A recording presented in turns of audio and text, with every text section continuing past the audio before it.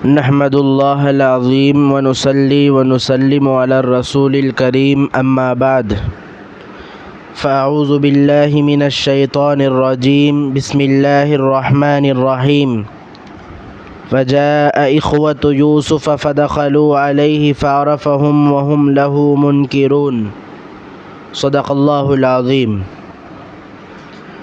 معزز سامعین کرام، اللہ کے فضل سے آج سورہ ہود اور سورہ یوسف کی تلاوت کی گئی۔ سورہ یوسف میں سب سے بڑا رول ان کے بھائیوں کا ہے۔ بھائیوں کی حسد، ان کی بدنیتی، بداخلاقی، لالچ اور دھوکے کی وجہ سے شروع سے ہی حضرت یوسف علیہ السلام بہت سی تکلیفوں کا سامنا کیے۔ بھائیوں کا رشتہ بعض جگہ بہت اچھا ہوتا ہے اور بعض جگہ بہت برے طریقے سے بھائیوں کی وجہ سے ہی مشقتیں جھیلنا پڑتا ہے۔ شریعت کی نظر میں بھائیوں بہنوں کا رشتہ کیسا ہونا چاہیے، شریعت اس کے متعلق کیا کہتی ہے، اس کے احکامات کیا ہیں، ان تمام چیزوں کا جاننا بے حد ضروری ہے۔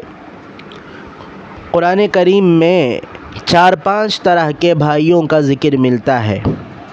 نمبر 1، ایک ماں باپ سے پیدا ہونے والے نسبی بھائی۔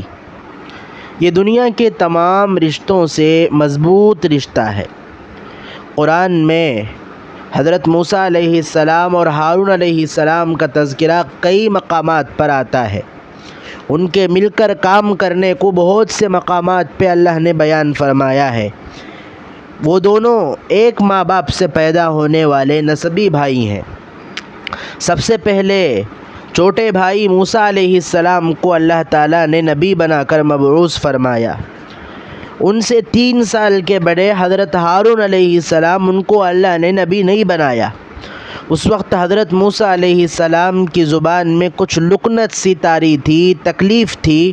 انہوں نے اللہ سے دعا کی، اے اللہ میرے بھائی ہارون کو بھی نبی بنا دے، کیونکہ وہ اچھی طرح بات کرنے، تکلم کرنے والے تھے، زبان کی اچھی مہارت اور فصیح اللسان، فصیح گفتگو کرنے والے تھے، لہٰذا میرے ساتھ وہ بھی نبی رہے تو مجھے اچھا رہے گا۔ اللہ تعالیٰ سے حضرت موسیٰ علیہ السلام درخواست کرتے ہیں، واخی ہارون هو افصح منی لسانا، زبان کے اعتبار سے بہت اچھے بات کرنے والے ہیں، لہٰذا ان کو نبی بنا دیجئے۔ جواب میں اللہ تعالیٰ ایک جملہ ارشاد فرماتے ہیں، سنشد عضدک باخیک، تیرے بازو کو تیرے بھائی کے ذریعے ہم قوت دیں گے، تقویت پہنچائیں گے۔ اس جملے سے مفسرین کرام لکھتے ہیں، بھائی کا ہونا یہ ایک طرح کی طاقت اور ایک طرح کی قوت ہے۔ سنشد عضدک، ہم آپ کے بازوؤں کو مضبوط کریں گے۔ کس کے ذریعے؟ ایک بھائی کے ذریعے، خواہ وہ بڑا بھائی ہو یا چھوٹا بھائی ہو، وہ طاقتور کہلائے گا۔ دوسری قسم، یہ ایک ماں باپ سے پیدا ہونے والے بھائی نہیں، ماں مختلف 2 رہے گی، باپ ایک ہوگا، ان کو بھی شریعت بھائی بھائی کہتی ہے۔ اس کی مثال آج کی تراویح میں جو تلاوت کی گئی ہے سورہ یوسف میں، ایک ماں سے پیدا ہونے والے حضرت یوسف اور حضرت بنیامین ہیں، باقی 11 بھائی دوسرے ماں سے پیدا ہوئے۔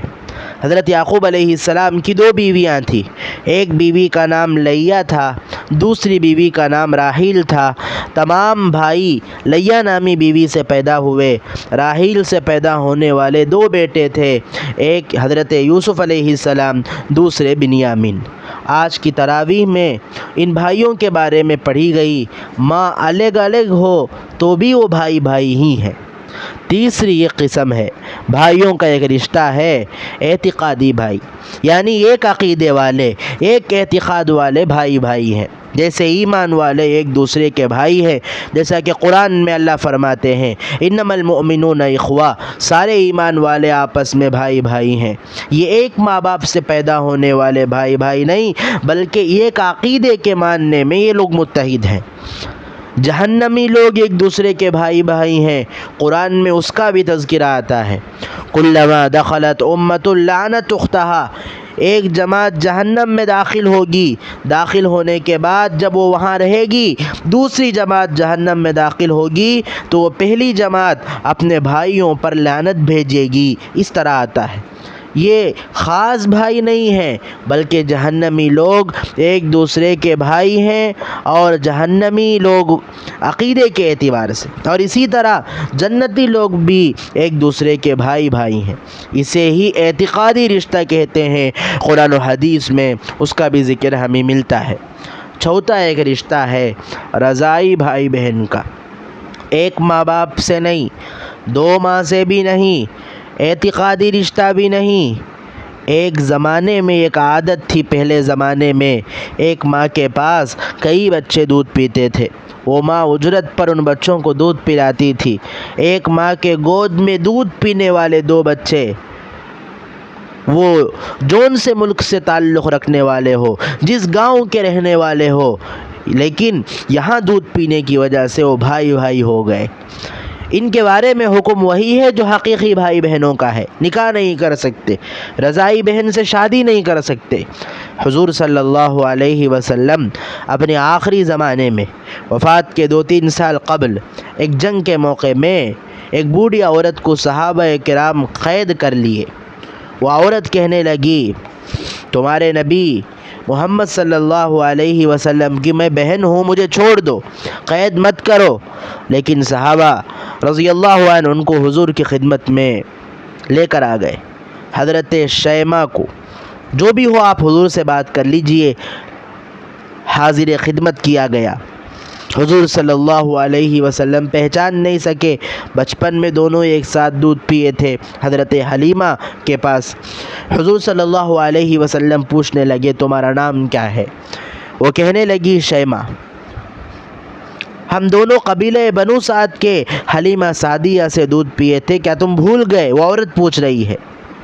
حضور صلی اللہ علیہ وسلم کو شک آنے لگا، کہیں یہ عورت قید سے بچنے کے لیے جھوٹ تو نہیں بول رہی ہے۔ پوچھنے لگے، اچھا تم شیمہ ہو؟ ہم ہی قبیلہ بنو سعد میں حضرت حلیمہ کے پاس دودھ پیے تھے، اس کی کیا دلیل ہے تمہارے پاس؟ اللہ کے نبی پوچھ رہے ہیں۔ وہ کہتی ہے، ہاں دلیل ہے، جب ہم چھوٹے تھے تو کھیلتے وقت میں تم نے میری پیٹھ میں دانت سے کاٹ دیا تھا، اس کی نشانی آج تک بھی میری پیٹھ میں موجود ہے۔ یہ بولتے ہی حضور صلی اللہ علیہ وسلم کو یاد آ گیا، کیونکہ یہ گود کے مہد گہوارے کے بچے نہیں تھے، چلنے اور کھیلنے کے قابل ہونے تک وہیں تھے۔ تقریباً 4-5 سال تک حضور صلی اللہ علیہ وسلم وہی رہے ہیں۔ فوراً یاد آ گیا، یاد آتے ہی کھڑے ہو جاتے ہیں، اپنے اوپر اوڑھے ہوئے چادر نیچے بچھا دیتے ہیں، اس پر ان کو بٹھاتے ہیں، ان کا اعزاز و احترام کرتے ہیں۔ جس طرح خاص بہن کے ساتھ سلوک کیا جاتا ہے، اس سے زیادہ ان کے ساتھ سلوک کرتے ہیں۔ یہی نہیں، کہتے ہیں میں تجھے بھی آزاد کرتا ہوں، اور تیرے ساتھ جو بھی قیدی بنا کر لائے گئے سب کو میں آزاد کرتا ہوں، اور تمہیں 2 آپشن، 2 اختیار دیتا ہوں، چاہے تو یہیں رہ سکتی ہو، عمر بھر تمہاری ساری ضرورتوں کو میں پورا کرتا ہوں، اگر تم چاہے تو اپنے قبیلے والوں سے بھی جا کر مل سکتی ہو، ان کے پاس جانا چاہتی ہو تو میں تمام تحائف و اعزاز و انتظام کے ساتھ میں بھیجتا ہوں۔ وہ عورت کہنے لگی، آپ کا بہت شکریہ ہے، میں اپنے قوم کے پاس جانا چاہتی ہوں۔ اس وقت حضور صلی اللہ علیہ وسلم یہ اونٹ اور کئی ساری بکریاں، ضرورت کی چیزیں، تحفے تحائف دے کر حضرت شیمہ کو اعزاز کے ساتھ روانہ فرمائے۔ یہ رضائی بہن کے ساتھ حضور صلی اللہ علیہ وسلم کا معاملہ ہے۔ عام طور پر بھائی بہنوں کا رشتہ مضبوط رشتہ ہے، متحد رشتہ ہے، متفق رشتہ ہے۔ ایک بھائی اپنے بہن سے یا بہن اپنے بھائی سے، مجھے یہ کر، مجھے یہ چاہیے، مجھے یہ دلوا دے، اس طرح پوچھ سکتی ہے اور پوچھنا چاہیے۔ اسی وجہ سے آپ کو معلوم ہوگا حضور صلی اللہ علیہ وسلم مدینے کے اندر داخل ہوتے ہی سب سے پہلے کیا کام کیے؟ مکے کے تمام لوگوں کو وہی لوگ مدد کرنا ہے، اس لیے بار بار جا کر ان کو کچھ دے دو ان کو دے دو یہ بولتے رہنے کے بجائے دو لوگوں کے درمیان بھائی چارگی قائم فرمایا۔ مدینے کے ہر انصاری صحابی کے ساتھ مکے کے ہر ایک مہاجر صحابی کے درمیان مواخات کیے، بھائی چارہ پیدا کیا دو لوگوں کو ملا کر۔ اس کے بعد تو اس کا بھائی ہے اور یہ تیرا بھائی ہے۔ اس کا نتیجہ کیا ہوا؟ وہ ان کے گھر کے اندر تک جا سکتے تھے۔ یہ حق یہی رشتہ دے سکتا ہے۔ اگر اس کے بجائے یہ کہہ دیا جائے کہ ان کو تم اپنے گھر میں گیسٹ کے طور پر رکھ لو تو گیسٹ ہی کی طرح رہنا ہے، ایک مخصوص حصے میں یا ایک مخصوص کمرے میں وہ رہ سکتا ہے، گھر کے تمام حصوں کا حق اسے نہیں مل سکتا۔ گھر کا سارا حق ملنے کے لیے اس کا بھائی ہونا ضروری ہے۔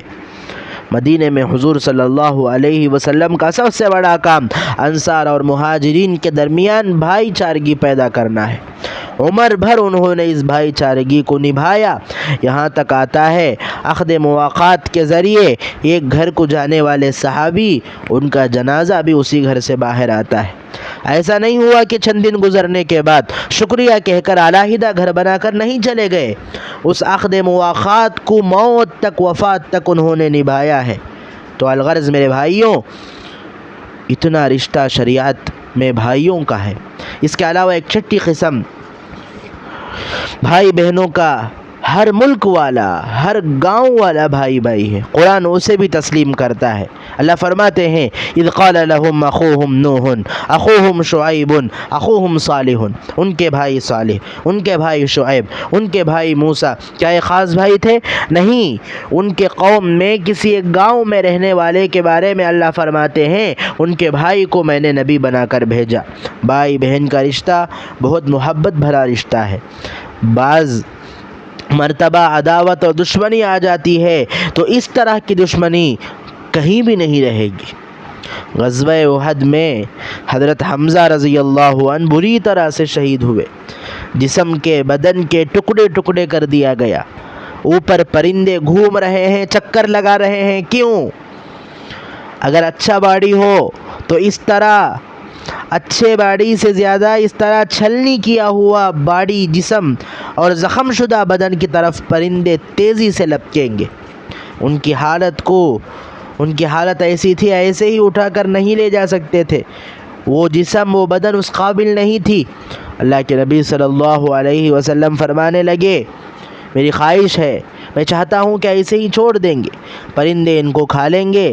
کل قیامت کے دن اللہ جب حمزہ رضی اللہ عنہ کو اٹھائیں گے تو پرندوں کے پیٹوں سے جمع کر کے زندہ کریں گے، میں ایسے ہی چھوڑنا چاہتا ہوں، لیکن ان کی بہن صفیہ کو میں کیا جواب دوں گا؟ صفیہ بہت پریشان ہوگی، اتنی جلدی میں وہ اپنے بھائی کی لاش اس طرح چھوڑنے کو تسلیم نہیں کرے گی، اس لیے میں اٹھا کر جا رہا ہوں کہہ کر وہاں سے لاش کو لے جایا گیا۔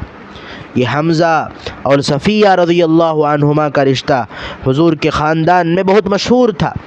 جو بھی ہو، بھائی بہن سے یا بہن بھائی سے اپنے دل کی بات کو کھل کر بتا سکتا ہے، کھل کر ظاہر کر سکتا ہے۔ بعض مرتبہ بیوی سے بھی وہ بات نہیں کر سکتے، بہن سے ہم بات کر لیتے ہیں۔ حضور صلی اللہ علیہ وسلم کی بیوی حضرت حفصہ رضی اللہ عنہا ہے۔ حضرت حفصہ کون ہے؟ عمر رضی اللہ عنہ کی بیٹی، ان کے بھائی ابن عمر جو بہت سی حدیثوں کو روایت کرتے ہیں، ان کے بارے میں آتا ہے جو بھی مسئلہ ہو وہ سیدھا اپنی بڑی بہن کے پاس چلے جاتے تھے کہ میرے ساتھ ایسا ہوا ہے، میں نے یہ خواب دیکھا ہے، مجھ سے ایسا کہہ رہے ہیں، آپ کا کیا مشورہ ہے؟ اس طرح ہر بات۔ ایک اور بات ذہن نشین کر لیجئے، حق کبیر الاخوۃ بمنزلۃ الابی، ایک گھر میں بڑے بھائی کا درجہ باپ کے درجے کے برابر ہے، باپ کا درجہ ہے۔ بڑے بھائی کی غیر موجودگی میں اس کے بعد والا بھائی بڑے بھائی کا درجہ لے لیتا ہے۔ خاندان کو سنبھالنے اور دیکھنے کی ذمہ داری اسی کو ہوتی ہے۔ آہستہ سے الگ نہیں ہونا چاہیے، مجھے شادی ہو گیا، میرے بھی بچے ہیں، میری کمائی، اس طرح کہہ کر جدا نہیں ہونا چاہیے۔ ایک مشہور حدیث آپ سنے ہوں گے، حضرت جابر رضی اللہ عنہ ایک بیوہ عورت سے نکاح کرتے ہیں، 30-40 سال کی عورت سے۔ حضور صلی اللہ علیہ وسلم پوچھنے لگے کیوں اتنی بڑی عمر کی عورت سے تم نے شادی کر لی؟ ہلا بکرن، तुलाइबुहा वयुलाइबुकी, कम उम्र औरत से शादी किए होते तो अच्छा होता, तुम्हारी उम्र भी कम है, तुम उनके साथ खेलते, वो तुम्हारी साथ खेलती, फिर क्यों तुम एक बेवा से निकाह कर लिए। उस वक्त हज़रत जाबिर रज़ी अल्लाह अन्हु कहने लगे, मेरे वालिद फौत हो चुके हैं, अब्दुल्ला शहीद हो गए, मेरी ज़्यादा बहनें हैं, तमाम की परवरिश की, उनके देखभाल की ज़िम्मेदारी मेरी है। अगर मैं भी उन्हीं की तरह कम उम्र लड़की से शादी कर लेता तो ये अच्छा नहीं रहता। इसलिए इन सब की निगरानी करने वाली, माँ के दर्जे में रहने वाली एक बेवा की मेरे घर को ज़रूरत थी, इसलिए मैंने उनसे शादी किया। अल्लाह के नबी दुआ देने लगे, बारक अल्लाह, अल्लाह तुझे बरकत दे। अज़ीज़ दोस्तों, एक भाई का हक़ ये है कि अगर उसकी बहनें हो, खा वो शादीशुदा हो या गैर शादीशुदा, इनके दरमियान भी हुकूक़ हैं। शादी के बाद आजकल के ज़माने में बहुत से भाई अपने बहनों से मुकम्मल अलग हो जाते। याद रखो, एक बड़े भाई का दर्जा बाप के दर्जे के बराबर है। जब तक हम अपने भाई बहनों पर ख़र्च करेंगे तब तक अल्लाह हमें खुशहाल रखेंगे। ये तरग़ीब के लिए नहीं कह रहा हूँ, बल्कि दुनिया में तजुर्बे की बात कह रहा हूँ। कई शवाहिद इसके आपको मिल सकते हैं। एक दूसरा रुख भी मैं आपको बताना चाहता हूँ, इन भाई बहनों के दरमियान दुश्मनी भी बड़ी ख़तरनाक होती है।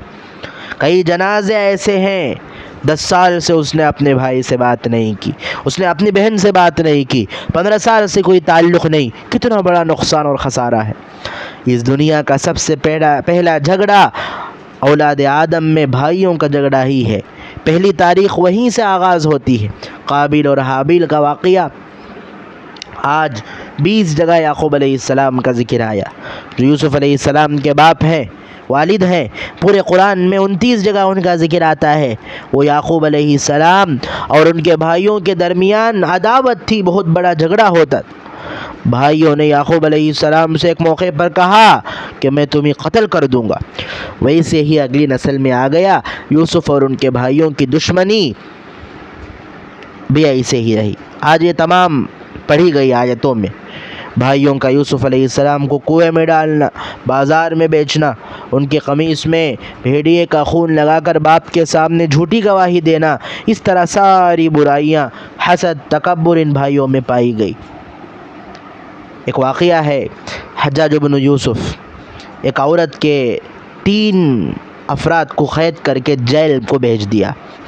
3 लोग, एक उसका शोहर था, दूसरा उसका बेटा था, तीसरा उसका भाई था। ये तीनों क़ैद खाने में हैं। वो उस औरत से कहने लगा, मैं एक को रिहा करता हूँ, बता किसे रिहा करूँ, तुझे कौन चाहिए। एक शोहर है, दूसरा बेटा है, तीसरा उसका भाई है। वो औरत कहने लगी, मेरे भाई को रिहा कर दो। वो पूछने लगा, क्या तुझे शोहर की ज़रूरत नहीं, क्या तुझे बेटे की ज़रूरत नहीं। तो औरत हज्जाज बिन यूसुफ़ से कहने लगी, खाविंद और भी हो सकता है, यानी अगर इसके बाद मैं किसी को शादी करके शोहर बना सकती हूँ, उसके ज़रिए बच्चे पैदा हो सकते हैं, तो बच्चे और भी पैदा हो सकते हैं, बच्चे हो सकते, लेकिन भाई इसके बाद नहीं मिल सकता, क्योंकि मेरे माँ बाप चले गए हैं, दुनिया में नहीं है, लिहाजा मेरे भाई को रिहा कर दीजिए। जो भी करना हो मेरे शोहर के साथ, मेरे बेटे के साथ मुआमला कर दीजिए। तो अज़ीज़ साथियों, दुनिया में भाई बहन का रिश्ता अज़ीम रिश्ता है, लिहाजा आपस में एक दूसरे की मदद करना चाहिए। ज़रूरत पड़ने पर अपने राय के ज़रिए, माल और दौलत के ज़रिए, अच्छे बुरे दिनों में उनके साथ शरीक होने के ज़रिए ज़िंदगी गुजारने वाले यकीनन बाबरकत ज़िंदगी गुजारेंगे। अल्लाह तबारक व तआला हमें रिश्तेदारों की क़दर करके उसे सही तरह निभाने की अल्लाह तौफ़ीक़ अता फ़रमाए। अस्सलामु अलैकुम व रहमतुल्लाहि व बरकातुहू।